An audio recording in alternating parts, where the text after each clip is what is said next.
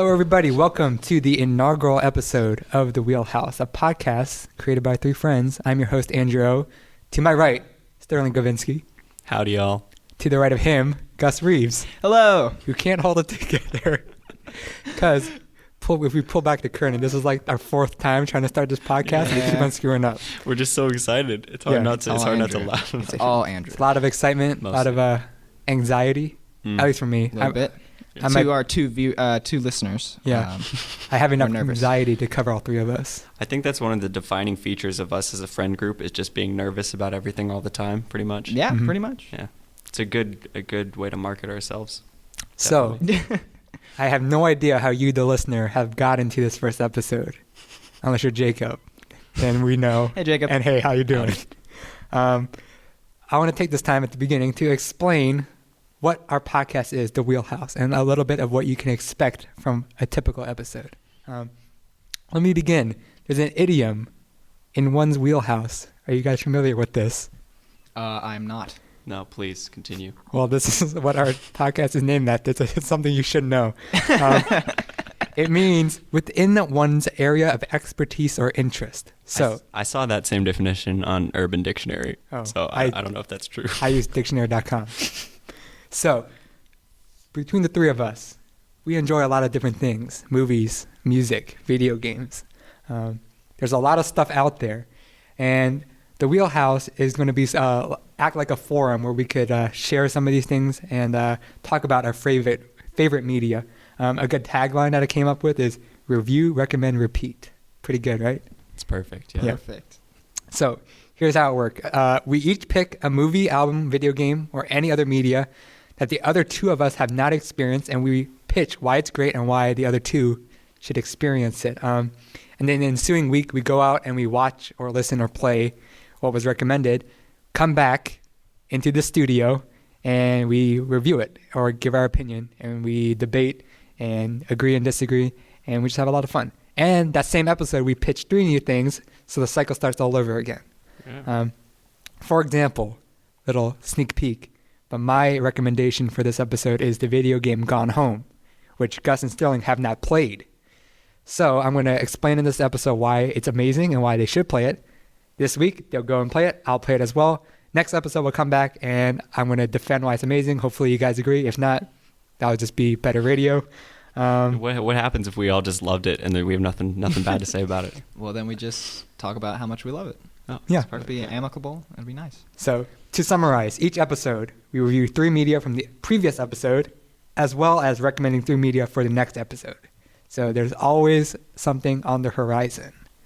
Yeah. However, since this is the first episode, Andrew decided to take it upon himself to find three things for all of us to enjoy. This episode is a little different because we don't have a previous episode to go off of. So instead, I found three other media called The Wheelhouse.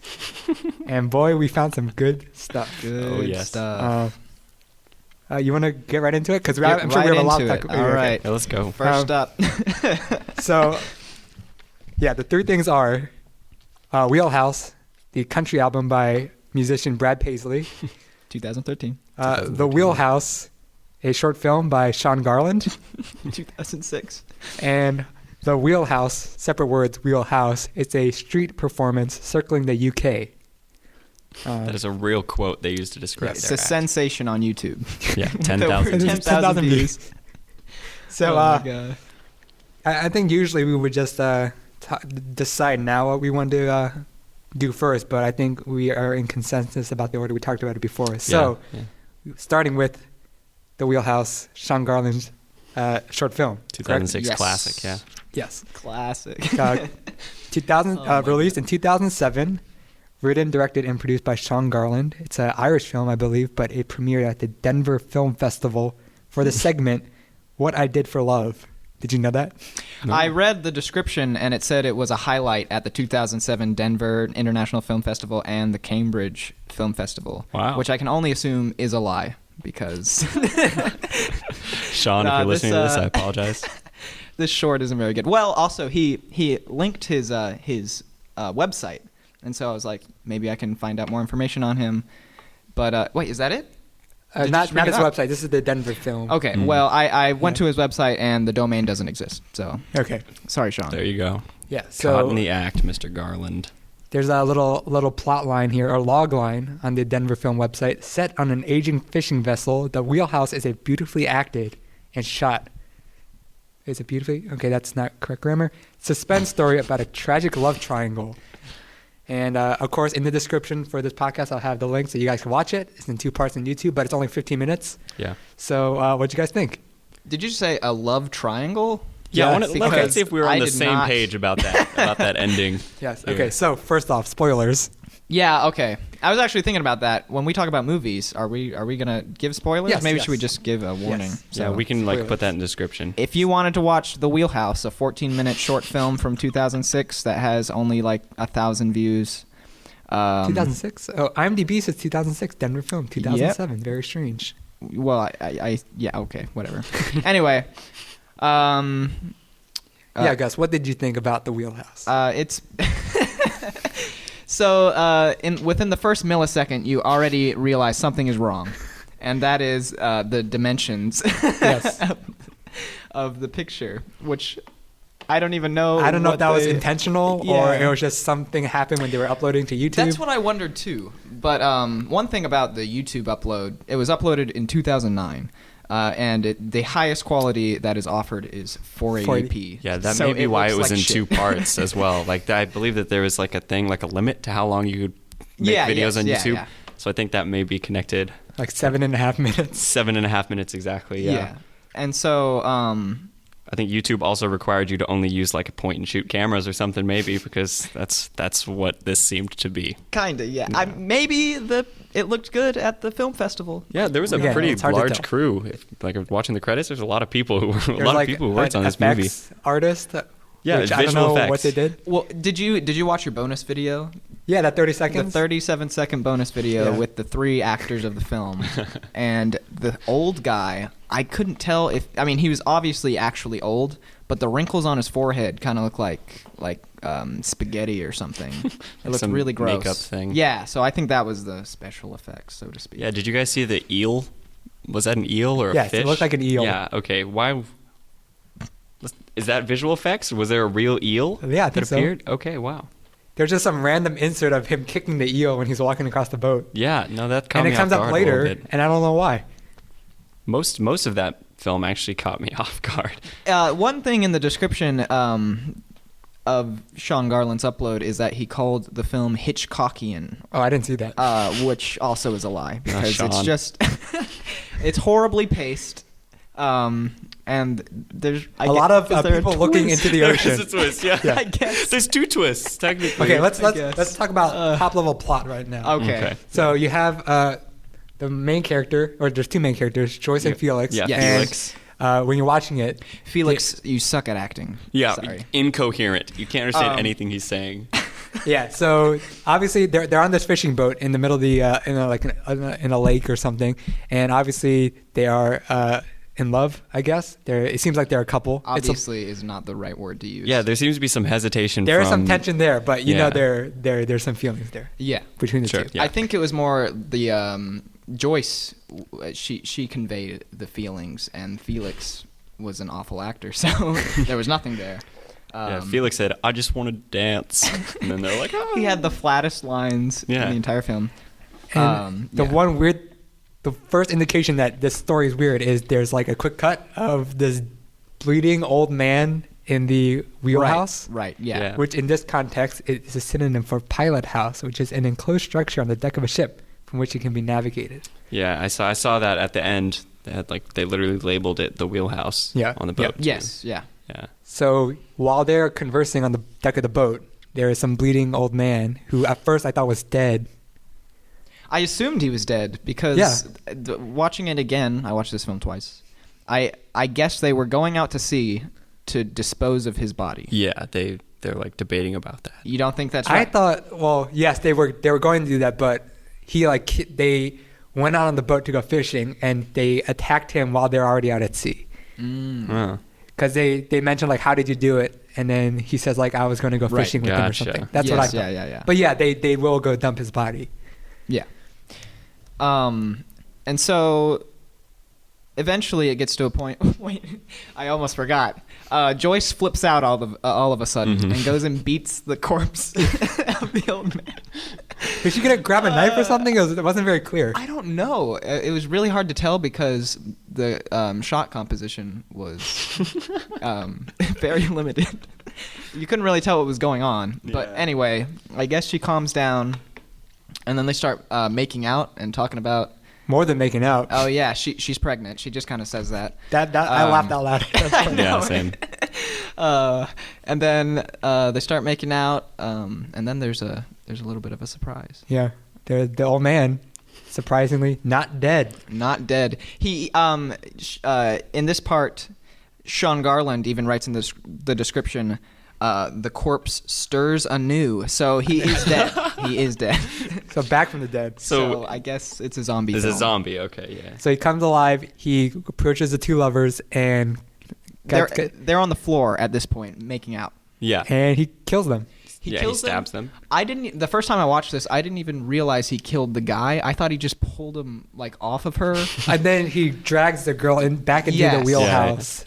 And then kills her there, I guess. And then I was like, or why didn't something he else. help her? And there's like a news reel at the end. Right. So when you watch that and it cuts to black, you're like, what just happened? And then the sort of reveal at the end was there's this news clipping for the boat, which is now probably derelict, and it says, like, brother and sister, they were killed by their father, I guess. Yeah, that's what it said. Yeah. Shocker to you. So the twist, I guess, is that they were brother and sister. The third twist in the film is that they were brother and sister, and they were also lovers, and they killed their dad, I guess. Who came back to life and killed them. Yeah. And so that's the end. Incest. That's the reveal. Yeah. It's incest. What is the love triangle then? How is that? That's the thing I'm wondering about. So obviously, if it played in the segment, What I Did for Love, it's talking about forbidden love, right? Mm-hmm.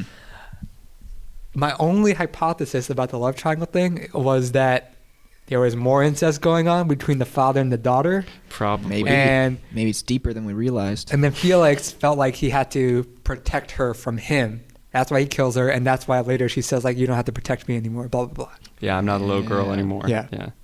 Which, when she said that, I started thinking that he was her dad. And I didn't think that, but a lot of lines were confusing, and you're going back and forth until that reveal at the end. The whole thing was confusing. Yeah. And it wasn't very good if you didn't get the gist. I think that's a pretty good summary. So technically, really bad editing. Really bad editing. Cinematography all over the place. All over the place. I feel if the dimensions weren't awful, it might have looked nicer. Even then, it was super wobbly because they shot it on an actual boat. Yes, they did, and it was actually during a storm. It was disorienting, and a lot of times you had the water on the lens. Pretty much the last half of the movie. Music was good. Music was good. Really good. That one song, yeah. But the sound editing was not good. Did you realize how many of the stuff was like Foleyed in ADR? Like, you could tell. Like what? Like I have here, like when they were making out, that kissing sound definitely done in post. And a lot of the dialogue too. It was so clean. It felt like they did it in a studio. I think it was a lot of Felix's dialogue. What at this time? It's like Tommy Wiseau. It is horrible. Yeah. I haven't seen The Room, so. Oh, have you seen The Room? I've seen clips. Oh man, clips. You've only seen clips. Oh no, I know what I'm choosing one week. Nice. Oh jeez. Yeah. Okay. Anyway, a lot of and going on the sound again, like the last half. Initially, you hear like the ocean a lot, but by the last half, it just disappears, and you don't hear the ocean waves anymore. And the radio, like they're talking, and then suddenly the radio comes louder. He's like, "Oh yeah, I got to turn the radio off." But if it was and on, then she's you like, should have been hearing no, the whole time. Turn it up. Yeah, exactly. And then they get busy. Get down. Yeah. So, my another note. The actual waves that are there, they sound like some guy was just splashing in the tub. They feel like ocean waves, you know? It felt very light. Very obvious Foley effects. Mm-hmm. When the corpse reanimated, I guess, I think that was the worst part of the cinematography because you couldn't tell what was going on. And that's why I was like, the first time I saw it, I wasn't sure if he killed Felix because he just... I guess he stabs him, And he just kind of rolls off to the side, and Yeah. it's very unclear. I wouldn't recommend this film. Well, I For would anyone. recommend it insofar as to understand what we're talking about and to relate to our pain. Check the description Yes. for the link. Watch it. Wheelhouse. Or maybe as an example of what not to do ever. Yeah, that- For anything. It's a good guide. Student film guide. So, in summary, what would you rate it out of 5 stars? 5 stars. stars. 5 stars being the best. Yes. Gotcha. Maybe a I'll give it a 1. 1.5. 1.5? Can we do That's pretty 0.5? high. Yeah, I I'll don't give it a know. 1. You know, One. I feel like 1 star is pretty solid, I think. I feel like Joyce was giving it her best with what Yep. was given to her, and so I give her a 0.5 for that. Good job, Joyce. As for everything else, oh well, the score was pretty all right too. Like you I thought said. it was good. Yeah. I thought it was good. So All right. Well, that is our first Wheelhouse down. Yeah, there we go. Wheelhouse number 2. Wheelhouse Thanks, number Sean 2. Garland, for the submission. Yes. Uh, Contact us, Sean. Yeah, Please. Please.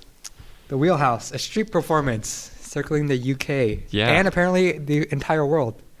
You apparently, can book them. allegedly. You can Yeah. book them. So this is very visual, so let's try and give the best description of what this actually is. All right. So Mad Max minor characters meets circle. meets a wheel, and then they just kind of roll around town. There's a love story, too. There's There's a love story. Apparently a love story. There's no video of the full Performance. because apparently Yeah. it is a story Yeah. It's half an hour long. of Yeah. a dystopian, post-apocalyptic future. This is a real quote from, I'm sure you guys saw this. This is a real quote from Kate Kavanaugh Yeah. at thecircusdiaries.com. Yep. She says, "The Wheelhouse had tears running down my cheeks with its Wow. tender post-apocalyptic love story. And to as be fair- touching as it is ingenious." To be fair, we haven't actually seen Yeah, it, so we haven't seen we the full could thing. all be But- crying by the end of it. As but- far as I understand, just like these steampunk dudes rolling in a wheel, and to follow the story, you have to actually physically walk along with them to see the story. I guess that must be the unraveling. case. Okay, yeah, so- just to reel it all in and just make it clear, it's a physical street performance. There are actors, Mhm. and they're like theater performers, and they're very acrobatic. And there's this physical wheel that rolls like down the street, and that is their set. And they a lot of times the actors inside the wheel as it rolls. A lot of times people jumping over it, through it, and the actual wheel has a lot of detail. Yeah, I it's saw like some built like an windows. actual house. Like there's like little windows, and some furniture. Yeah, and some essentially rags on Howl's it, Moving Castle, but like a wheel. but wheel version. Yeah, wheel version. So yeah, tender post-apocalyptic love story. So there's a actual narrative that goes on, and the actual videos that they have of it, you don't get any story at all. No, really, not at all. it's kind of confusing, but I think it looks interesting. Like I would want to see it. I think I would. I guess, yeah. I wouldn't book them, but if I Yeah. was walking the streets of Britain and then I saw these steampunk dudes rolling down the street, I guess I'd turn. So the actual company that puts on these performances is called Acroju. And if Right. you go to their website, which will also be in the description, there's actually a lot of different performances that they do. Wheelhouse being one of them, which came out in 2008. There's one called Frantic and Lifted, and they also use that what's called a German wheel, which is the set that they use. And they seem really interesting. Props for creativity. I'll Yes. definitely give them that. And the yeah. fact that they strive to actually tell a story through it, which I'm all cool for. Yeah, they specialize non-visual storytelling, telling stories physically and visually.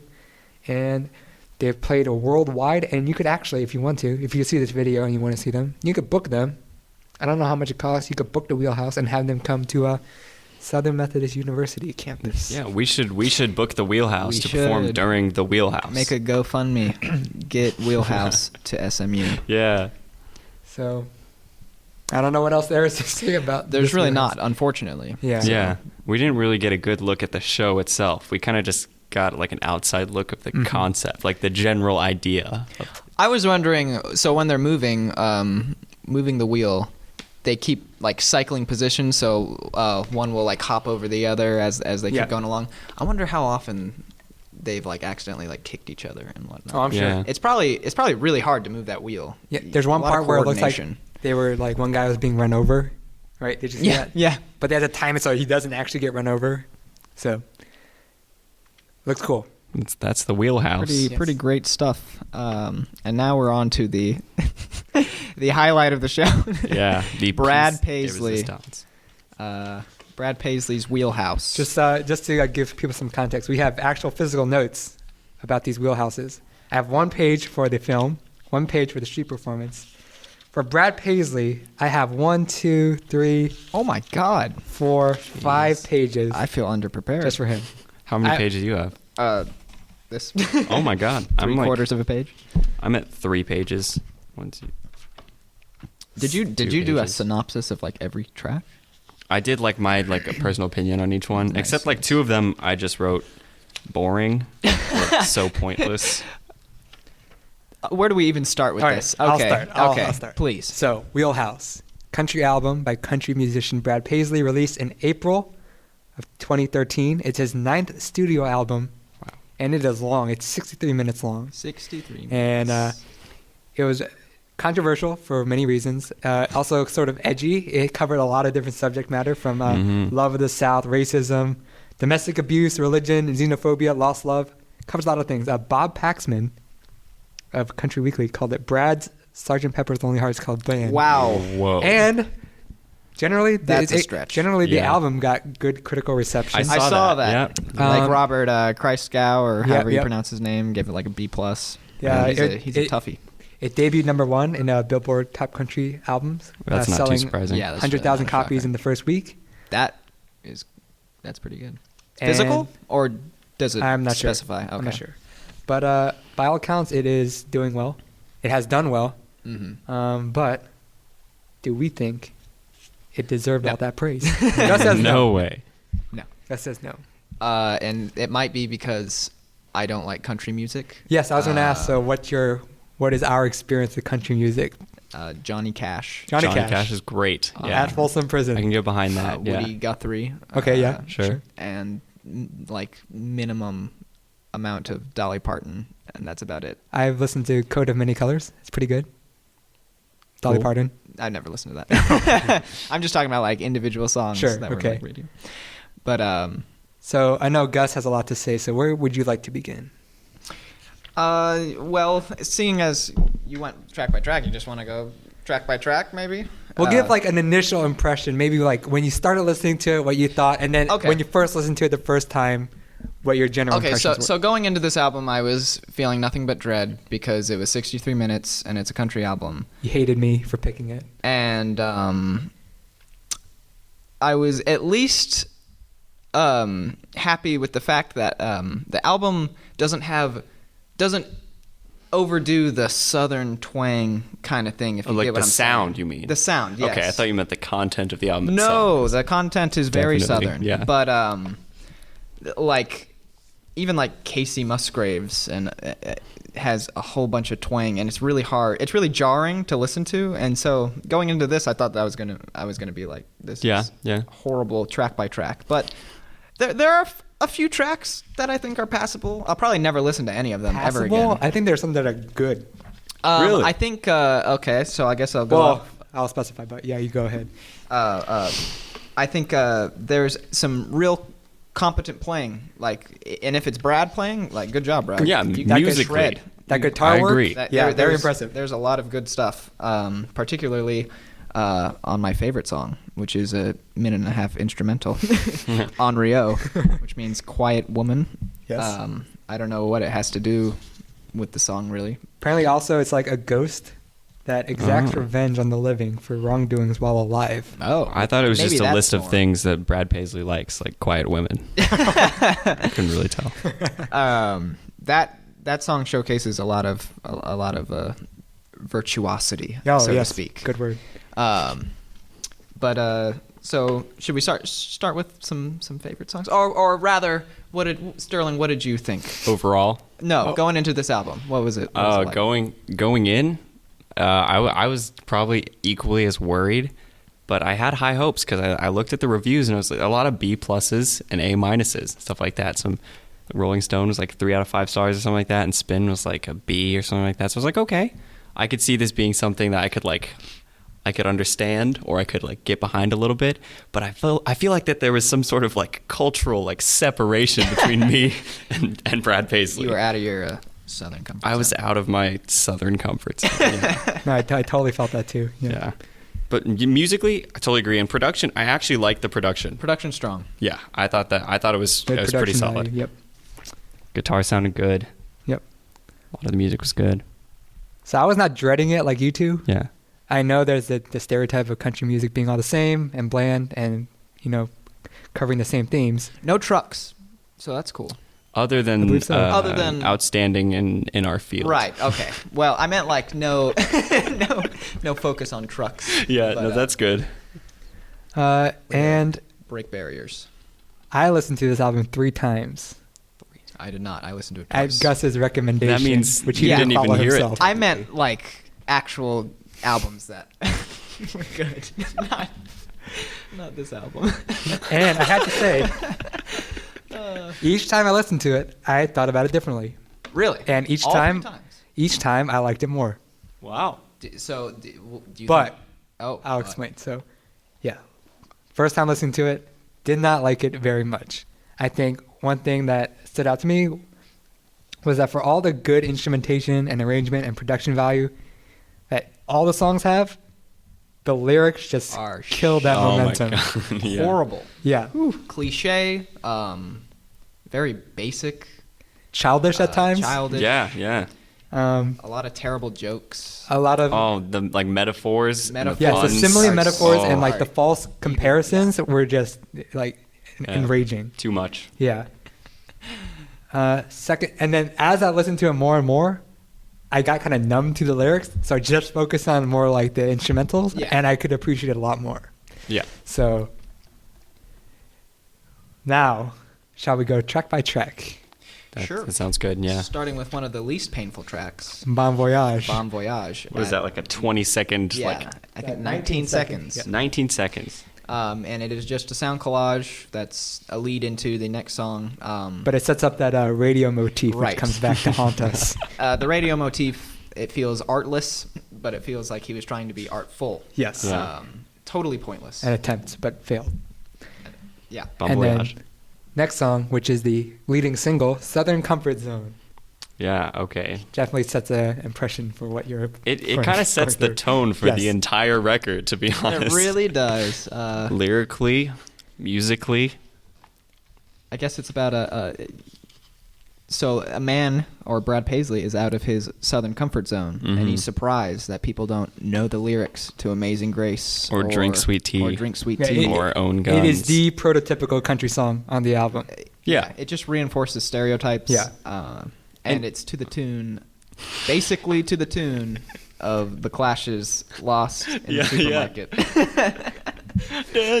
Which is why it's probably one of my favorite songs, because that has a great melody. What? Yeah. I thought you wouldn't like it because they copied it, or it sounds too similar. Oh, but it's a great song. So Okay. I actually am totally fine with them ripping it off. Okay. One thing that I kind of like about Southern Comfort Zone is this. I feel like there's this theme that runs throughout the whole album of Brad or some Southern character like experiencing other cultures, and I can respect that he was like, oh man, I have to encounter all these not Southern things in life, but I see where you're coming from. Yeah, it wasn't like, oh, I hate being in California. And Yeah, stuff it wasn't like like he's saying I'm out of my Southern comfort zone and I want to go back. He's just like, oh, there's a world outside Yeah. of In fact, Tennessee. doesn't he say in the lyrics at one point, it's like, I want to experience the world at large. Yeah. Something like that. I need to get out of my Southern Then again, comfort there zone. are some songs that sort of indulge in that Southern experience. Oh, yeah. That, Practically every song. which are very alienating After. for me. So one other note I have for Southern Comfort Zone. This is where the title of the album comes from, Wheelhouse. There's a line, the first line. First line. Didn't use that word correctly. Let me pull up the line Yeah, please. really quick. please do. Southern Comfort Zone.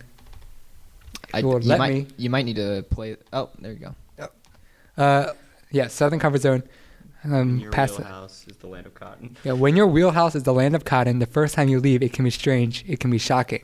First off, not very good rhyme. No. But in this context, by Wheelhouse, what he really means is like a stomping ground or the old haunt. Gotcha. Yeah. But in reality, like I mentioned before, Wheelhouse is like in your area of expertise. So he's a little confused there.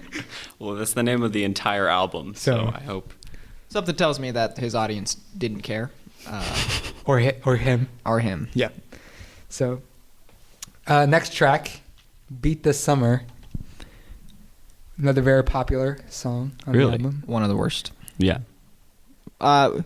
Definitely not the worst. I wouldn't say it's in my bottom It's 3. just plain. Plain, bland. It starts off saying, life is like a Ferris wheel or whatever. What does it say? Yeah, another simile that's horrible. Yeah, like the Ferris wheel goes around and around. Well, the trouble with up is there's always a down. Not even trying. That's like third grade no. Yeah. logic right there. Jeez. Oh, my Brad, God. what are you doing? Another comparison in that song is like just like a song in a seashell stuck in my mind. Like what song? That's kind of insulting. Oh, this like, was like the Song sand on the in a beach seashell. is like an hourglass. Yeah, So the yeah, song- yeah. But like, what song in a seashell is so good that you compare it to someone? Like, isn't it just like nothing, like white noise? And you're Yeah, saying that's that a good reminds point, me yeah. of you. You can hear I'd be the insulted. ocean. I'm sure he didn't mean it that way. I'm sure he didn't mean a lot of things that come off I bad hope so. on this album. But it's pretty much just a generic love song, Yeah. which is one of many on this 17-track album. I think so. Yeah. One thing that's important to point out about this track is the bummer summer rhyme. Bummer in summer. the chorus. Yep. Yeah. Oh, That was a bummer to hear. Yeah. Yeah. Please try harder, Brad. If you're Next. listening. Oh, and I might as well say, I was looking at reviews and whatnot, and one guy was like, "This is really ambitious for a guy who's not really known for being ambitious, but he hopes he keeps it up." And he has released an album since, and I looked Yeah. at that, and the reviews for that were Not good. pretty deplorable. Yeah. Oh So- my god. so- It was this one, and then he has one more. he has and one that's- more after that. I don't remember what it's called, but You're not gonna listen to it. no. This is probably the extent of my Brad Paisley listening. So on to track 4, Yeah.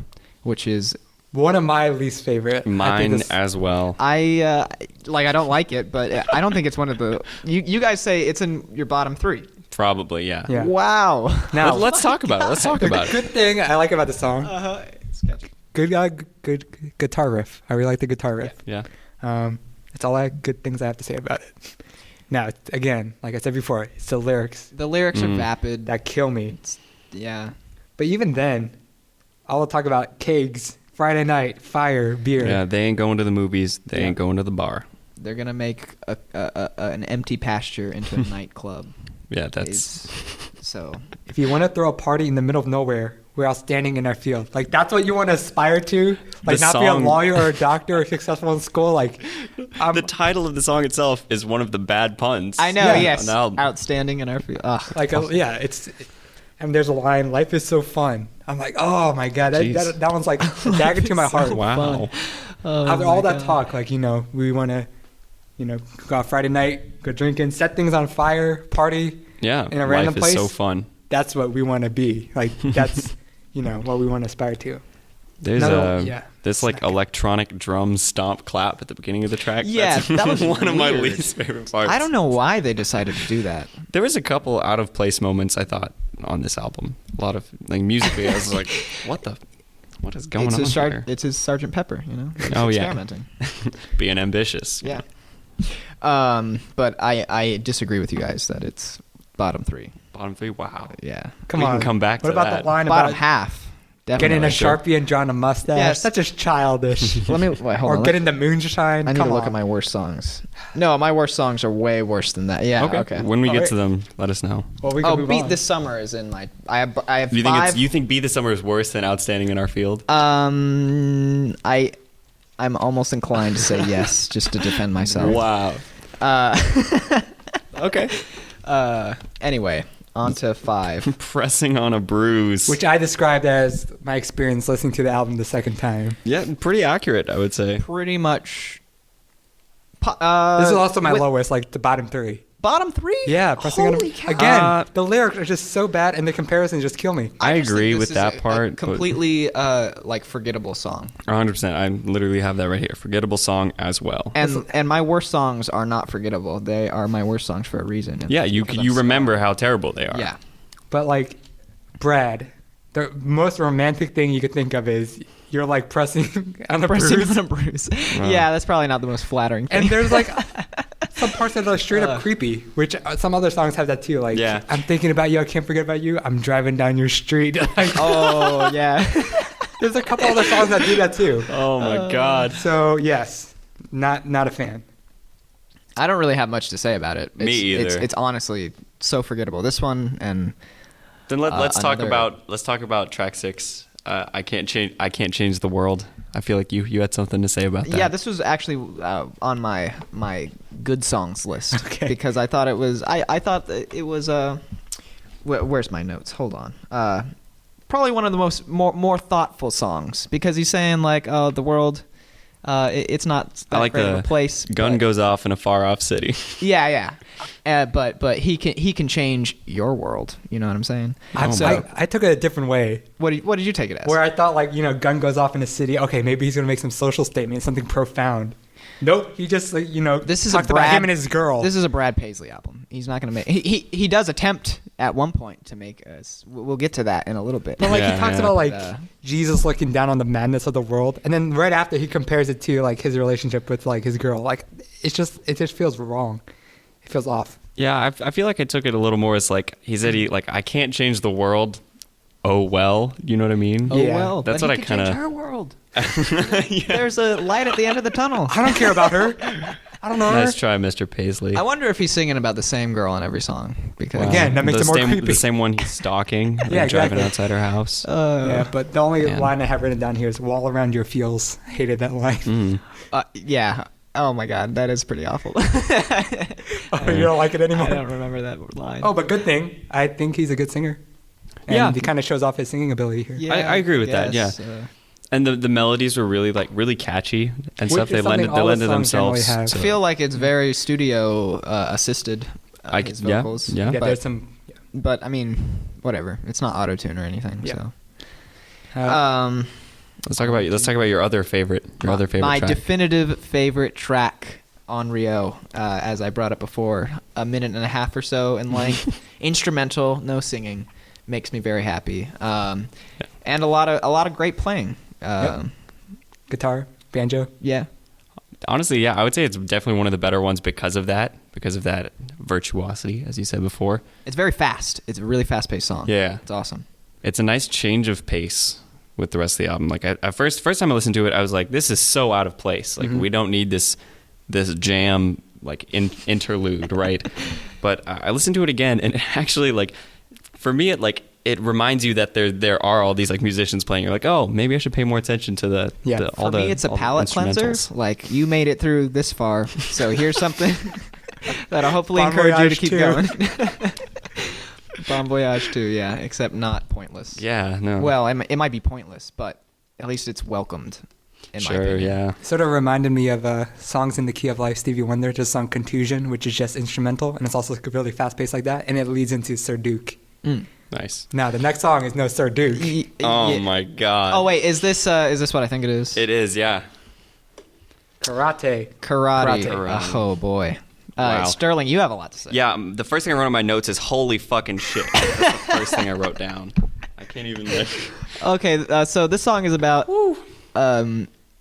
abusive relationships. Domestic abuse. But this girl who's in this relationship Yeah, he's being abused. learns karate. Yes. Or did she already She's know secretly karate? learning karate to Yeah, get yeah. back at him. And then she opens up a can of whoop ass on him. Yeah. And but in and of itself, it's a really terrible song. There's a lot of yeah. Yeah. I don't even know how to describe it other than that. Yeah, It's really corny. Like in the background of like right after the choruses, there's like this instrumental break, and in the background there's this sample of like a bunch of girls going, yeah. I mean, this Just is the terrible. first song where I My jaw actually dropped. This listening song to the grabbed lyrics. my attention, so it's both my least favorite and my favorite for various reasons. That's pretty crazy. Like that Yeah. black eye, black belt line. Yeah, Jaw I was about to say dropping. that. I Jaw know, yeah. dropping. That was horrible. Yeah. Was that the way she figures it about July? She'll finally have the belt to match her eye. Yeah. Why would you think that's a good line? Oh my god. And just She didn't know when she married that man she'd get to know him like the back of his hand. That Oh, yeah. one I can't. I actually like that line. I don't know why Andrew likes that line. Yeah, I guess it's Hey, clever wordplay. I but guess. It's a horrible, Sure, yeah. also it's a remember the horrible line. website where this podcast is going is called Chimney Soup, so Chimney soup. that explains anything. It doesn't. But for me, what crazy backwards, world does Brad Paisley live in where this is something that actually happens? And there's other songs where it's like he creates this world with characters that are talking to each other that's just completely like fantastical. Yeah, this whole middle section is kind of weird. Not to mention this song is like upbeat. Yeah, It's yeah. talking about this lady who's experiencing domestic abuse. Yeah, Yeah. and she's so embarrassed by her black eye that she doesn't even walk in restaurants anymore. Like that's the first part of the song. She just goes through the drive-through. So she's experienced this, and then in the background we get, yeah. Yeah. It's just And like, the chorus is super catchy. Like very catchy. It is. super catchy chorus. I like the chorus. I wonder if he was Yeah. going, is this a single? Do you know? I hope don't not. think so. It, I kinda, don't it think sounds so. like one, but I bet you it's not. No way. Nearly any song could pass as a single. It's On this album? It's a very radio-friendly Yeah. album. Yeah. But not really lyrical content friendly. It's kind of bizarre in that way. Yeah. So from Karate to my favorite song. to Really? your favorite song. Is it really? Oh no, not this one. No. Oh, I was about to say. Oh, I missed one. Sorry. Oh my god. Spoilers. That's your favorite song. Okay, we'll get No to that in a way. second. So this is a this song leads into Andrew's favorite song. It's called "Death of a Married Man." I don't have any notes on it. That's why. He gets a British dude to talk about Yeah, this is another short like interlude type track. pointless. Yeah, I wrote "So Pointless" right there. Yeah, Yeah, it's a lead into the next song. It's there's not much to say about it. Yeah, it's more of an introductory track into track 10. to my Which is actual favorite song. apparently Harley Go Dying. Andrew's actually favorite song. I wrote hands down best.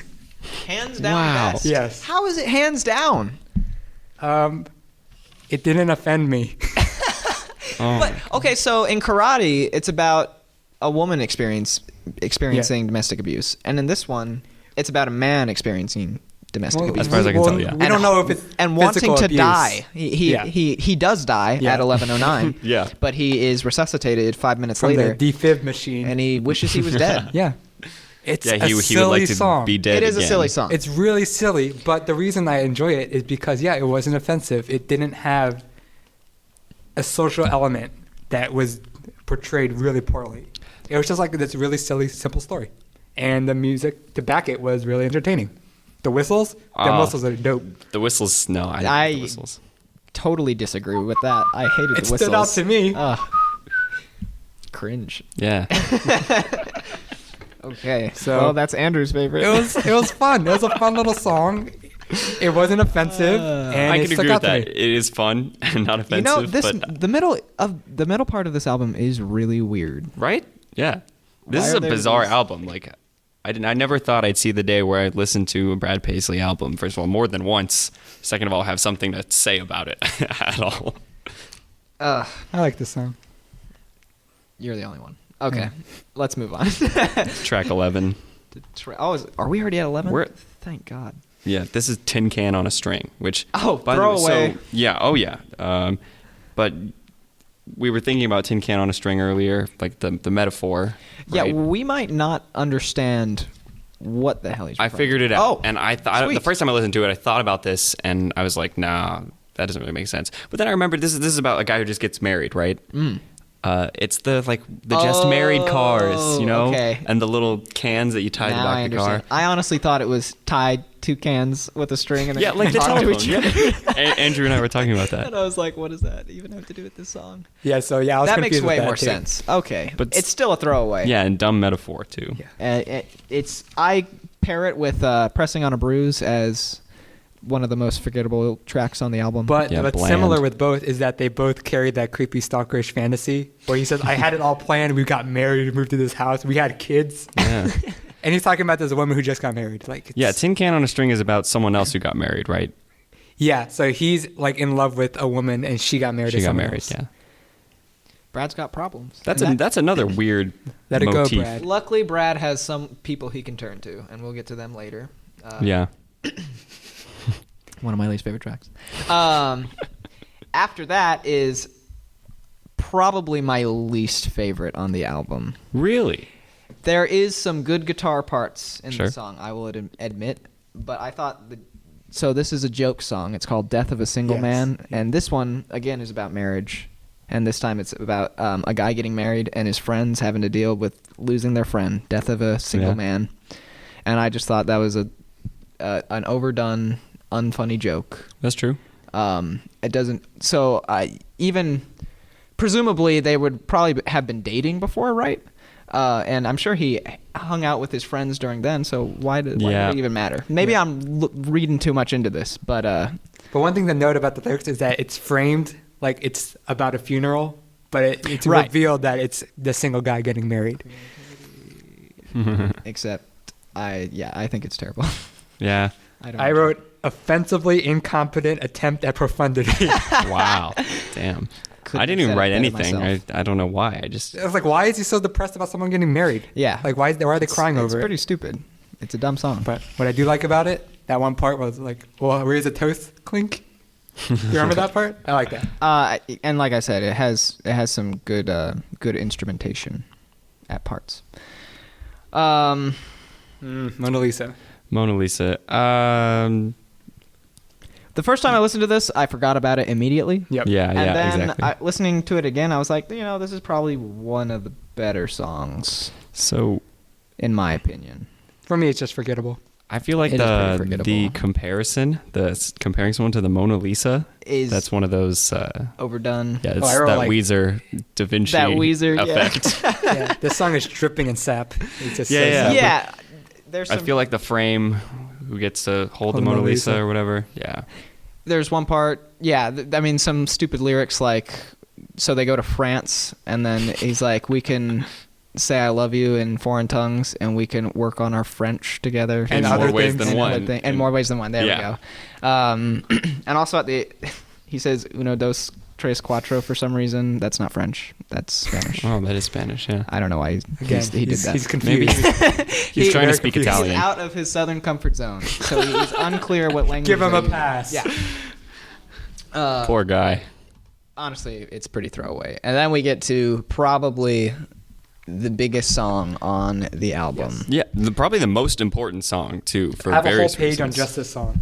I have half a page. There's a lot to say about this, and it is called "Accidental Racist." This is a real name of a song, by the way. Like, Personally, this isn't made up. I swear. going into the song, I thought it was going to be a humorous type thing, like a tongue-in-cheek, Yeah, a tongue-in-cheek type thing, like he said something racist on accident, or I don't know, something weird like no, that. But it is I thought so too. it is a serious song. It is basically a Confederate flag apologist song, in which he talks about, I guess, a barista at Starbucks. Yes, he's serving Black, him. and he's wearing a Leonard Skinner shirt, which Leonard Skinner often dons the Confederate flag, and so he's hoping that the man doesn't misunderstand why he is wearing that shirt. Yeah. It is because of Southern pride and heritage, Not Southern blame. not Southern blame, not racism.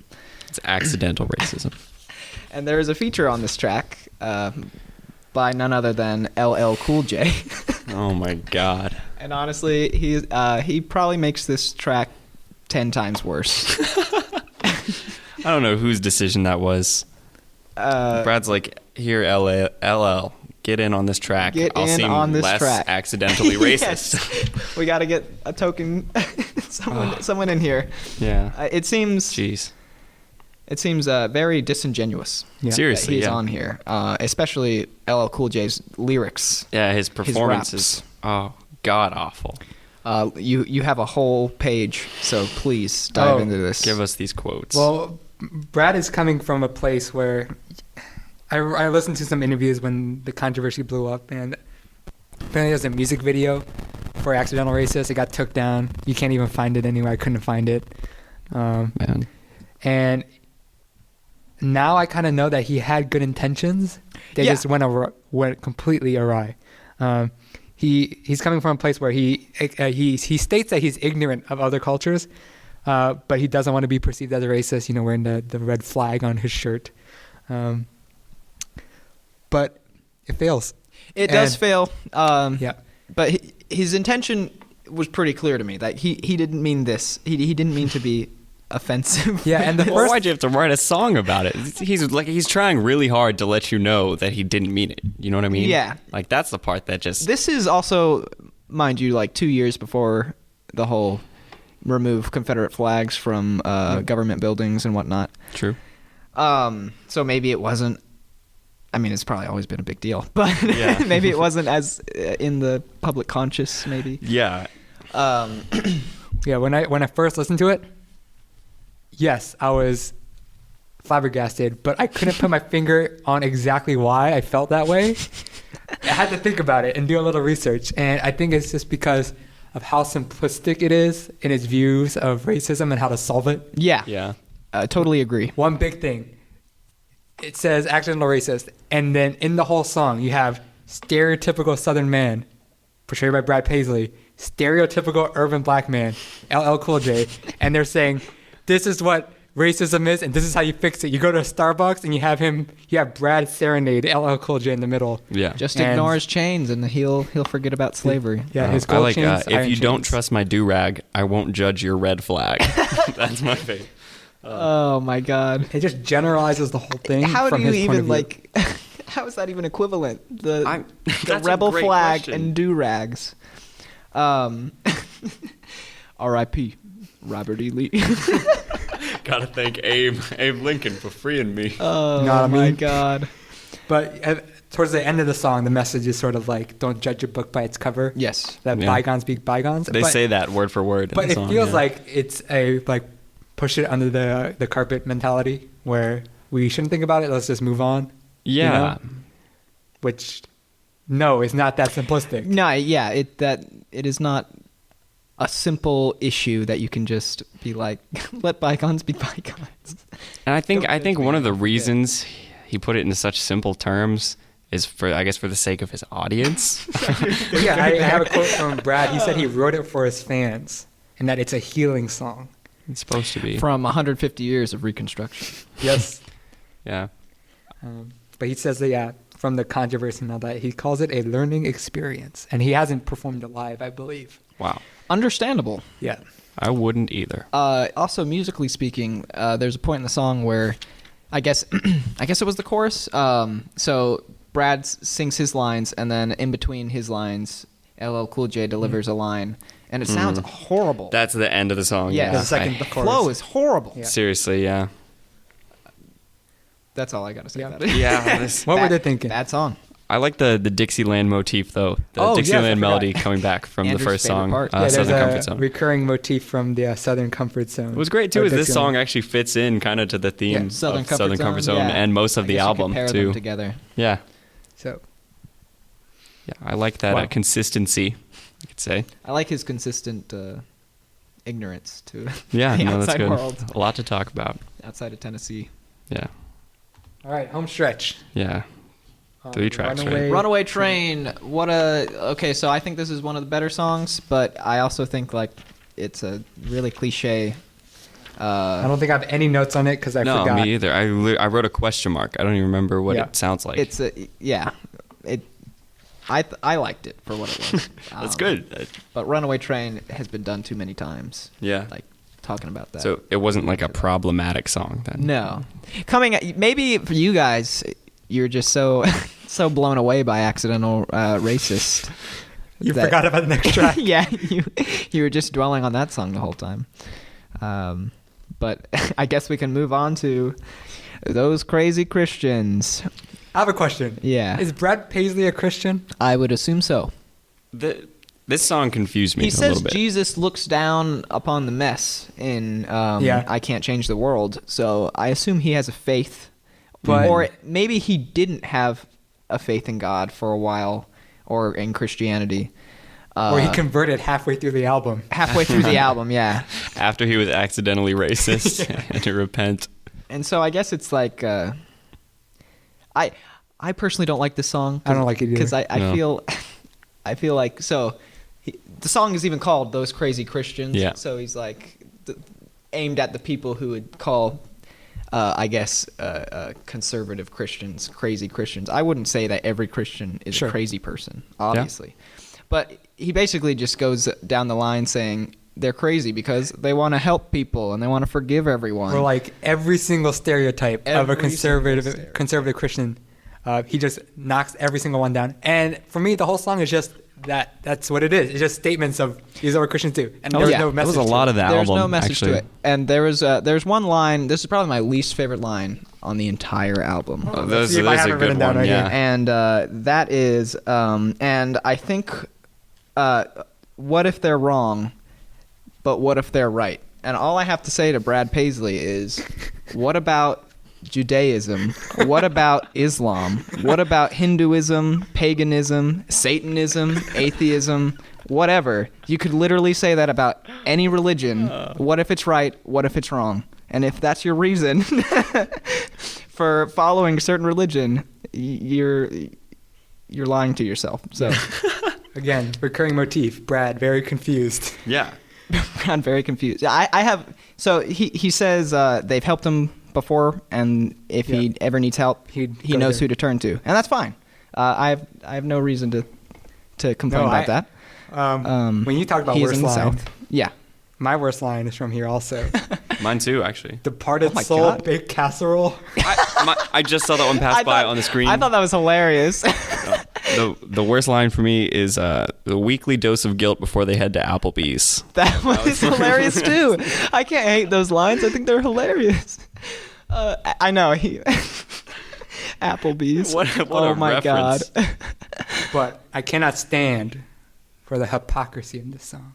Yeah. You got talk about these Christians, they curse devil's whiskey, and they're not the late night party kind.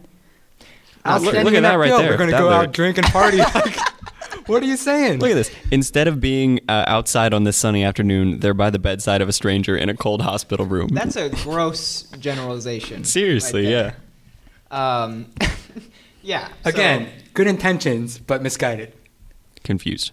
Confused. Brad. Brad's very confused. So I would put that song in my bottom three, personally. Yeah, I would too. Yeah. And then Sterling's favorite song, you said. Yeah, we don't No. understand why. We don't understand. It's not my favorite song, but I think it's one of the better songs, as in like quality wise. Because my favorite song is Karate for obvious reasons. Oh yeah, that's right. Yeah. So this is the last song on the album, right? And it's called Officially Alive. And I only have one note on it. It says possibly the best song. ... Ellipses. But the fact that you don't have So- anything else proves how dull it is. It's so. That's the thing. It is another throwaway for me. yeah, it's forgettable. I think it's the best of the throwaways. So here's how I like to look at the album. Best of There's throwaways. yeah. So there's Great- you got the great throwaway accolade. tracks, and you've got like the kind of the offensive tracks, right?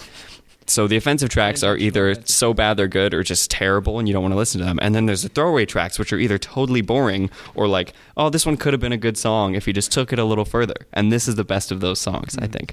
There's like this, I don't remember what it is. There's like this, let's see, there's that, he's got this, this can't like remind you choir of because I people don't singing know. and all these like Don't fun remember. lines about like what life is all about and all this stuff. And I feel like it closes the album in a really nice I way. listened to this album 3 times. I do not remember a single line from the song. No, Man. me too. It's yeah. Oh, well, I didn't listen to it 3 times. Fuck that. But But yeah, can't remember anything. the notes I have, not offensive.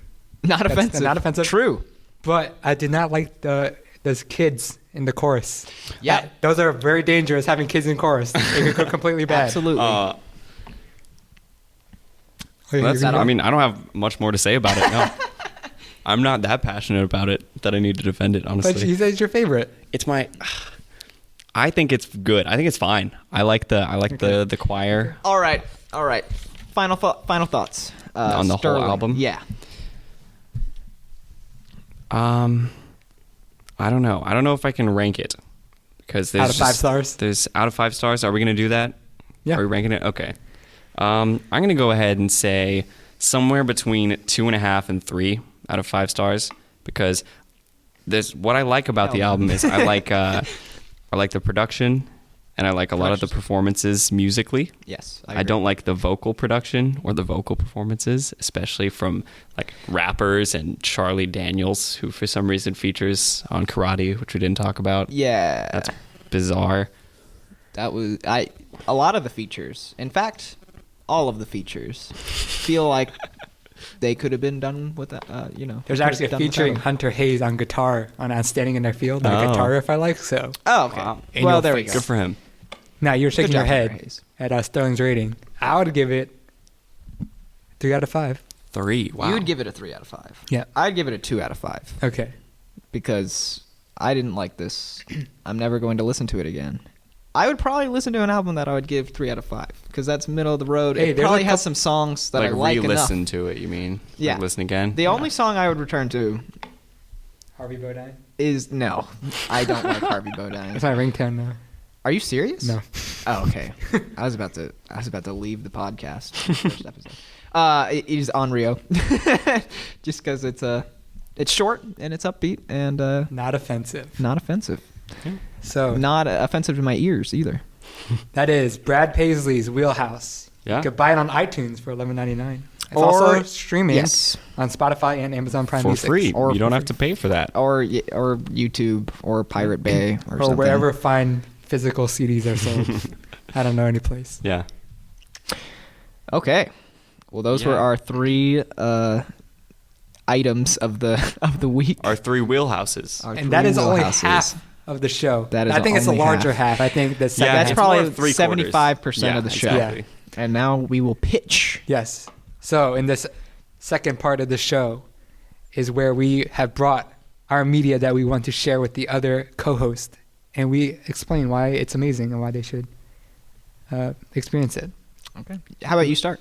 Yes, Gus wants me to go because he thinks I got this all figured out, which I don't. He said have like a book report in mind, and I was like, are you serious? I'm not writing a book. I'm going to go second because I do not have a book report, and mine's probably rather short. I'm going second.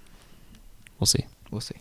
So my recommendation for this episode of The Wheelhouse is the video game Gone Home. It came out in 2013. It's a first-person exploratory adventure game. Came out on PC originally. A couple weeks ago or something. It was released on PS4 and Xbox One, console edition. Developed by the Fullbright company, founded in Oregon, March 2012, Portland, Oregon. The people who worked there, especially Steve Gaynor, who is the main designer and writer, they worked at 2K Marin on BioShock 2. Oh. And the big thing that they worked on was the DLC Minerva's Den, which you guys haven't played. I haven't played played Minerva's Den. I played like maybe half of BioShock 2. I played all of BioShock 2, and it was easily you the said most you boring liked- of the I really BioShock like games. BioShock 2. And Minerva's Den is amazing. Yeah, that's what Yeah. I thought. I thought you said that Minerva's Den was It's great. like a bite-sized BioShock with Oh, like cool. this insular story that completely stands alone. It's really neat. amazing. Yeah. As it, like BioShock 2 is amazing. No, Minerva's Den. Oh, okay. Oh. I need to go back and play BioShock 2. I It's been a guess while. I should finish it someday. I haven't finished any of the BioShocks. BioShock 1 is great. That's probably my favorite. That's yeah. So Minerva's Den, for people who have played it, they know how great it was. And so when they heard that these people were breaking off and starting their own studio, a lot of people excited. One thing though, their team was only 4 people, so they had a lot of limitations. Mm-hmm. And so they strove to make a game where it's one character and one location. And they made Gone Home, which is, I think, is amazing. It stars like their character Caitlin Greenbrier. Takes place in June 7th, 1995. Comes home from a trip in Europe. Her whole family's not home. And she has to figure out what happened when she was gone. And gameplay-wise, a lot of it is, it's one character, one location. So it's mostly you walking around the house and looking at everything in the house and trying to figure out, piece together what happened to your different family members. Sounds boring, but it's not. No, it because sounds interesting. there's so much detail put into this house. There's like letters lying all over the place, books, radio cassettes, and the design of how they built the house is amazing. Because when you think about it, if you just drop a player in the house and you want a story to unfold by the activity of them exploring that house, no player is going to do the exact same thing, right? I'm sure when I go back and play it again, I'm not going to do exactly what I did the last time. But it's designed in a way where you could go to different locations and sort of piece together the story in different ways. Oh, that's great. I like that. So like there's one part where the father, I believe, is an author, and you could go into a study and see this box of a whole bunch of books, and you go, okay, I guess the father wrote this book. And then you go somewhere else and find a letter saying that that book failed. And it doesn't matter which way you find those, what order you find those things. You could find it probably later in the game, but it will like trigger in your head, like make that connection. And that's what the whole game is made of, is making connections. It's like finding little pieces of evidence in the house and making this whole overall arching story come together. And it's really well done. That sounds awesome. I'm pretty pumped. Yeah, a lot of storytelling through visual and audio means. Maneuvering through the house is really fun. The weird thing about this game is how it feels, because it's so realistic in all its detail and in its exploration that Steve Gaynor used this word, unreality. That when you start a video game, you don't start with the assumption that it's in the real world, and then you go, a ghost comes up and you go, okay, this isn't real. Yeah. It's always when you start a game, you go, okay, I know this is fake. Mm-hmm. This plays on the expectation where you start playing it, and there's an expectation that it's a video game. A lot of times it feels like a horror game, because it takes place during a thunderstorm at night. You're in a house by yourself and all the lights are out. Oh my God. But it is literally just a house at night. And it takes probably the whole game to get to the point where you go, this is just a house, this is real life. And it feels really strange because no game really does that. That's impressive. And that helps the story to feel more genuine and realistic. And it's just nothing really like it. Is there some sort of significance with the date, June 7th, 95? So I believe that they picked 95 because communication-wise, like practically, there's no like cell phones and stuff like that. Yeah, I can see that. But they also play on it too. Like there's like a shelf with movies, and like Pulp Fiction's up there. Oh, I nice. was like, whoa, that came out a year ago. So really enjoy this game. Oh, I didn't even talk about the story. The story is amazing. I go into it as cold as possible. I don't want to give any details. Yeah. I mean, that's the main driving force, isn't it? Yep, the story, the writing is superb. Wow. And the Fullbright company, their next game is called Tacoma, coming out this year, as long as they don't delay it. Also stars another female protagonist, and it takes place on this lunar station. And there's not much other detail than that, but Is it like a spiritual successor, or is it like a totally different beast? I mean, it's first person, female protagonist. I think probably gameplay wise is similar, exploring, but they're not connected. Okay. I would say so. Another game that came out around Gone Home was Papers, Please. Right. I want to play that. Yeah, I've heard a lot about Papers, Please. Both of them came out the same year, and they both started this like critical push for indie games. Like a lot of places, publications, they nominated those games for Game of the Year. And I think Gone Home won for like Kotaku or Polygon or something. And that made a lot of people mad. I remember around that time, people were like, this isn't a game. Yeah. This is stupid. But they really showed what you could do with a minimalist, experience. Gone Home again. This was 2013. Yeah. When you say Journey was the real push, that was the year before. 2012? Yeah. When did Fez come out? 2012, I think. Fez. Wasn't that pretty influential? Yeah. Maybe. People hate Phil Fish, so I don't know. But Phil Fish is hilarious. Yeah. Anyway, so not to derail you. The only other thing I have is that my first experience had my friend Joe Pizzula in high school, senior year. We had known about this game, and he had played it before me, and he was raving about it, said it was amazing. I eventually played it. I was not blown away the first time. I thought it was very good. The writing was good, but I don't know. For me, I felt the conclusion wasn't there for the story. But over time, when I think back on it and play other games and realize how crappy a lot of those stories are, I come to like respect it and appreciate it a lot more. And I'm really excited to go back and play it because I've only played it that one time, and it's been literally 3 years. So wow, sweet. Yeah, I'm excited to play it. I've Gone owned that Home. game for about 2 years, and I haven't played it yet, and I've been meaning to. Now you have Now to. I have to, yeah. I have it by family sharing your Steam Yes. account, Andrew. I have to get my password for my Steam account. Yes. Hopefully I'll be able to do that. That's important. So that is Gone Home video game. Gone Home. I'm actually really excited about this. That's going to be really fun. Okay. Sterling, you can go next. I'm going to go. You didn't really have a choice, but okay. That's fine. So, perfect. The Wikipedia page is right here. Sterling didn't prepare. Yeah, for like those of you Andrew and I. listening, there's a computer over here with all the information I might need to talk about this film. So, what I'm pushing on my two friends here is Rushmore.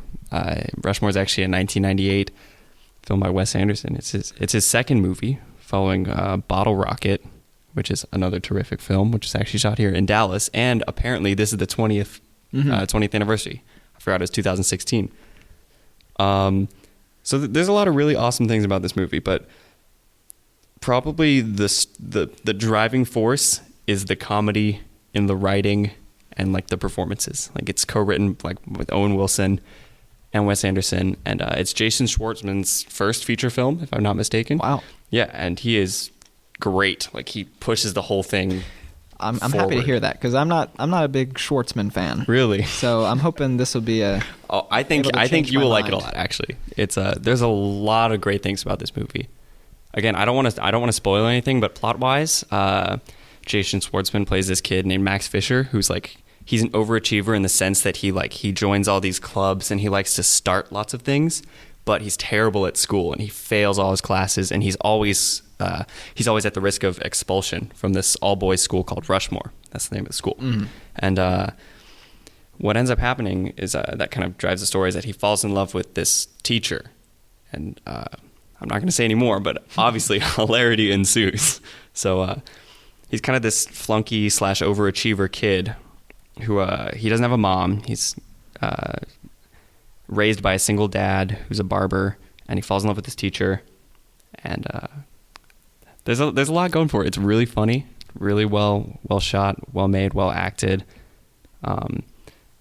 Also, if you, I actually came across, I don't know if this is on the Criterion Collection DVD too, but I came across this YouTube link for like a behind the scenes thing that Wes Anderson's brother was actually on the set, and he like filmed like a little documentary per se type thing of the filming. So like after you watch that, super Okay. cool. But So have you seen most of Wes Anderson's other I've seen films? all of them except for The Life Aquatic. Fun Okay. fact for the audience: Sterling hates Wes Anderson. So this was What? this is not entirely true. But my opinions of him have changed drastically. Good. As of recently, yeah. I saw this movie for the first time in December. So I was on an airplane to see some of my family overseas, and it's a long flight. So I was like, I downloaded a bunch of movies that I've been meaning to see, and I downloaded both Bottle Rocket and Rushmore, and both of them blew me away. I was like, okay, I need to rewatch all of Wes Anderson's movies. So over the winter break, I watched all of them except Life Aquatic because I've heard that's I not so didn't like good. it. I Andrew didn't doesn't like like it it. I don't even know anything about it. It's That's got- someone with Bill Murray in a submarine? Something yeah, like it's like that? a Jacques Cousteau, like I wouldn't say parody, but they kind of like mock that sort of lifestyle, I guess. But Sterling calls Grand Budapest Hotel Westboro Baptist Hotel. why? Just as a joke. Just a joke, yeah. The name slightly I resembles that. love Grand Budapest. But I saw Yeah, I saw great. that again over the break as well. I would have to say, this is my opinion on Rushmore. You guys form your own opinions, obviously, but I'd say Grand Budapest is probably his best film, Wes Anderson's. I think Rushmore is second best, followed by Moonrise Kingdom. I know you're a big Tenenbaums fan, right, And Andrew? a big Fantastic Mr. Fox. Fantastic Mr. Fox, for me, that's like tied with Moonrise Kingdom as Okay. third best. I haven't seen Can't Moonrise decide. Kingdom. Moonrise so- Kingdom is really good. Yeah, Okay, it's I awesome. wanna see it. I love Ed Norton. I think it's on. I think I watched it on Netflix. It was when I watched it, but I don't know if Yeah. it's there anymore. Royal Tenenbaums. And then Royal Tenenbaums is awesome too. I watched it like first time I watched it, loved it. Next day I watched it again because I liked Oh it my that God. much. I've never seen it, so I need to.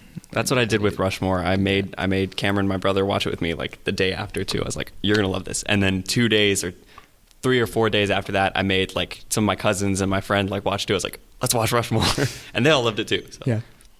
All right. Looking forward to that. yeah, it's great. All right. So, guys, for the past 2 to 3 months or so, I have been on a huge Hüsker kick. You mean Hüsker do? Hüsker do kick. No, there is an umlaut above that U, so it is Hüsker. But and I pretty much almost exclusively I've been listening to them from their Metal Circus EP to their final studio album.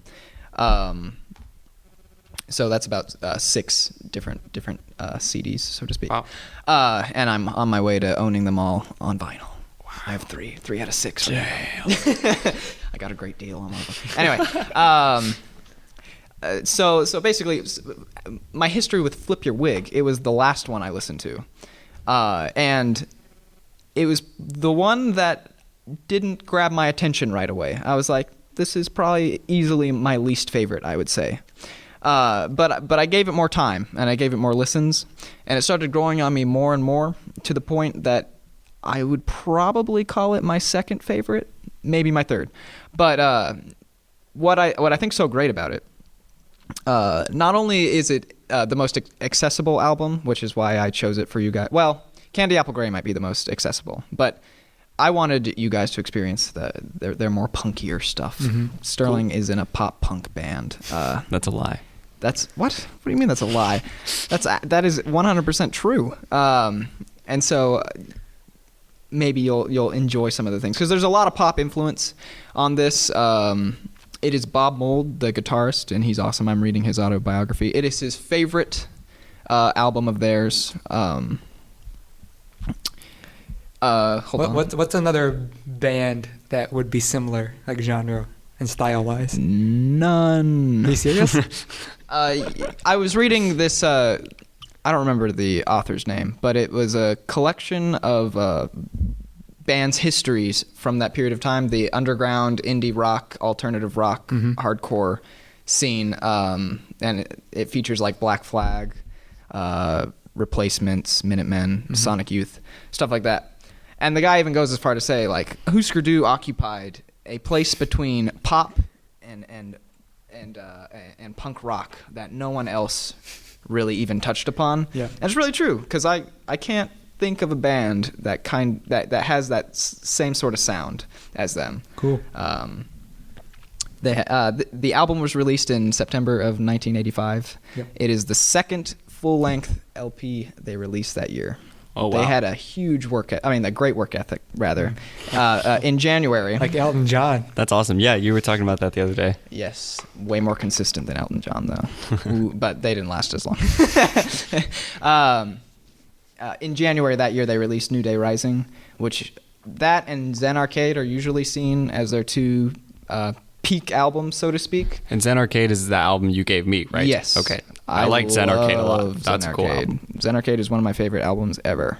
But wow. For Andrew's a bit of a softie, and so I needed something a little more light, and that's why I went with Flip Your Wig. It's only 35 minutes, I think. 40. Nice. 40 minutes. Maybe Zen Arcade's 35 minutes. I mean, New Day Rising. But why I think New Day Rising is worse than Flip Your Wig. New Day Rising has bigger highs, but the lows are a lot more jarring, so to speak. Like Accidental Racist? No, nothing like that. Holy shit, no. Just there's forgettable songs, and I feel like Flip Your Wig is way more consistent. Track by track, it's pretty great. So let me look at my notes, see if I have anything else to say. I have a couple questions. Yeah, go ahead. What is Hüsker Dü? Like, what does that mean? Hüsker Dü, I think it's Danish. It means do you remember? And in the 60s, there was a board game, a fairly popular board game called Hüsker Dü. And how they got the band name was the 3 band members were practicing, and then they started yelling out foreign phrases, foreign words, and then one of them threw out Hüsker Dü, or Hüsker Dü, and they were like, yeah, let's go with it. And that is how they got their name. Oh, a little bit more history on the album, because it has a very interesting place in their discography, so to speak. Yeah. And that is, they were on SST Records, which is a pretty legendary record label. It was started by Black Flag, and so and I think it's still around today. And they were their most successful act. And upon release, this was the fastest-selling album they had, the best-selling album they had. But they were growing tired of SST because SST couldn't manufacture enough records to keep up with sales, and so they were losing a lot of revenue off of that. And so Warner Brothers took an interest in them at this time, among other major labels. But they decided to go with Warner Brothers for a bunch of other reasons. But Warner Brothers really wanted this album, but Hüsker do, because they're awesome. They were like, we can't end our relationship on bad terms with SST. They gave SST Flip Your Wig. Wow. How great is that? That's awesome. But how romantic. How romantic, yeah. No, Bob Mould was like, yeah, we regret that. That was a bad decision. Oh my God. Because they could have made way more money. So yeah, I love this album. It's great. Why is it called Flip Your Wig? Flip Your Wig was a Beatles board game in Whoa. the 60s, obviously, when the Beatles were around. I know nothing about what the game was about or anything like I that. want to play it. There's not even like a Wikipedia article on it or anything For like Flip that. Your Wig. Wow. Flip Your Wig. And other than that, I have no idea. There's a song called Flip Your Wig, and it's a great song. It's the first track. But other than that, I have no idea. Looking forward to my first Hüsker do. Hüsker I don't think I've heard do. anything. Yeah. Anything. So I don't know what to expect. I'm excited. Like I said, they have a lot of melody. That was their whole thing. They were hardcore and post-hardcore, but they had melody. Yay. Love melodies. So there's a song on New Day Rising called Books About UFOs. I think you'd really like that. So you should listen to that on we your own shall as well. see next week on Next the week. Wheelhouse. Yes.